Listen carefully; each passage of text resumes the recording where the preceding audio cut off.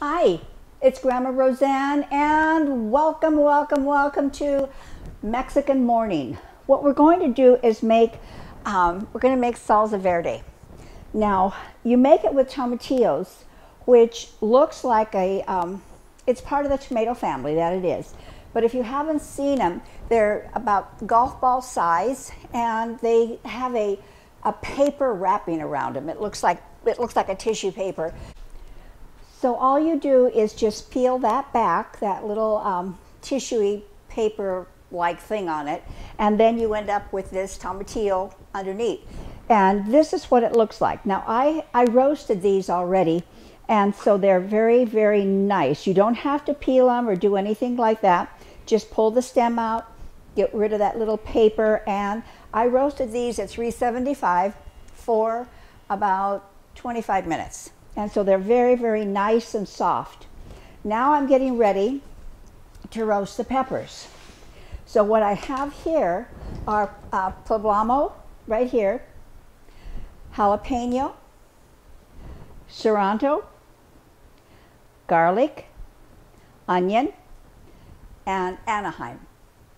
Now the only ones that have heat are the jalapeno and the serrano. These other three here, these other two, they have no heat. So I'm going to go ahead and put them in the oven here at 375, and I want them charred.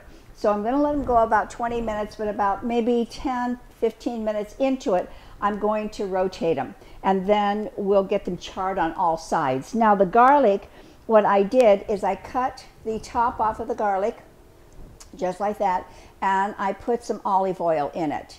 And that'll roast just beautifully. The garlic will become very, very, very sweet. So we're going to go ahead and get it in the oven, and then we will be back for the rest of it. Okay. All right, so the tomatillos have roasted. They cooled down a little bit. The onions have roasted.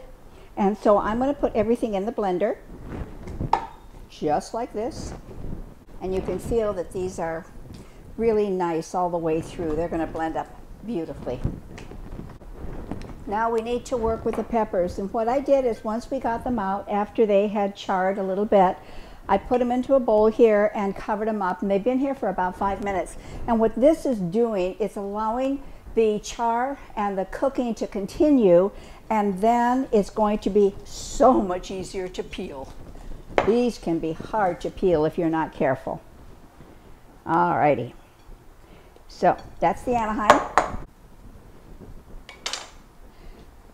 And these are not hot. I mean, seasoned hot. They're not that kind of hot. These are hot right now to my finger, but they're not spicy hot. But you do want to get this off.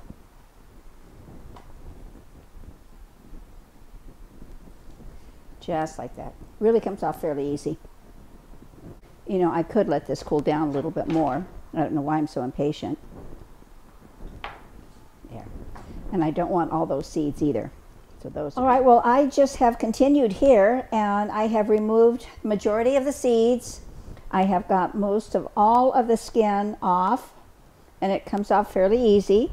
So these are all the peppers that we roasted. And then the last couple here, we're going to throw it in. Now what I'm going to do is I'm going to reserve some of the peppers because I really want to see how hot this is. I have trouble with heat. Cameraman loves it, but I have trouble with heat. So we're going to see if we can control it a little bit to where everybody is happy. There. The skins come off fairly nicely, just like that. All right, so these have no heat, so they're going in. All the peppers, skins taken off, seeds removed. I have held some of the hotter peppers off to the side here because I really want to see how hot this is. You know, you don't need to blow anybody's head off here. Now the roasted garlic, just squish it out, just like that. Just squishes right out. And that is so delicious. Oh, here, I'll show you. Just like that. Comes right out. Alrighty. Then we need some seasoning. So we want to have cumin, which is always a staple for any Mexican thing that you're making.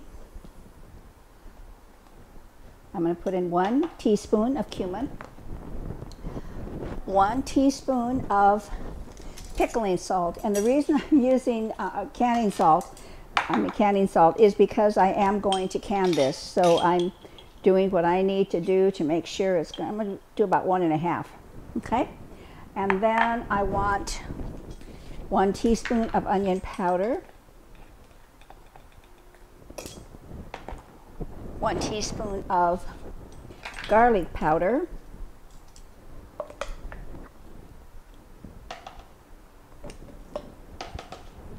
and 1/3 cup of lemon juice. Now, even though I have a lemon tree out in the back and I've been using all the fresh lemons, when you're canning, you don't want to do that because you can't control the pH factor. So what you want to do is you want to use this, something that comes out of a jar because it's consistent. So 1/3.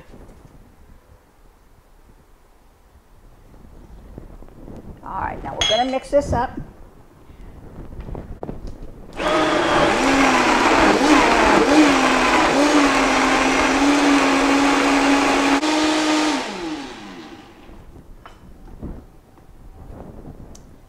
Then from here, we're going to put it into a pan and we're going to cook it. Okay, the professionals never do this. Oh, I know they do, but they edit it out, and I'm not doing that. I got the pan with all this salsa verde over getting ready to cook. I said, I forgot the cilantro. So it came back to my cutting board, and we are going to just chop this little puppy up, just like this. And then we're going to add it. And after I have that little bit of taste test, I am going to can all of this. So if you do any canning, it's really nice when you're able to do this in volume. It really is nice because then we just go open up the door of my pantry over there, and we have so many wonderful things in there. I should have you take a look at that one day. I've got peaches and plums and pears from my garden. I have tomatoes, which is, oh my gosh, spaghetti sauce, pizza sauce, everything's in there. Refried beans, potatoes. All right, so I just put a handful in. But doesn't that look pretty? Look at that. I think that's really pretty. All right, we're gonna take a little 5 minutes, and I'm gonna cook this a bit because I do wanna see how that flavoring is, to see if in fact we do have to add a little bit to it. And then I'll be back in 5 minutes and we'll see how it went. Here we are, finished product. Well, I think it's just time for a taste test. What do you think? Now, I don't do heat really well. So I'm hoping that this is okay for me.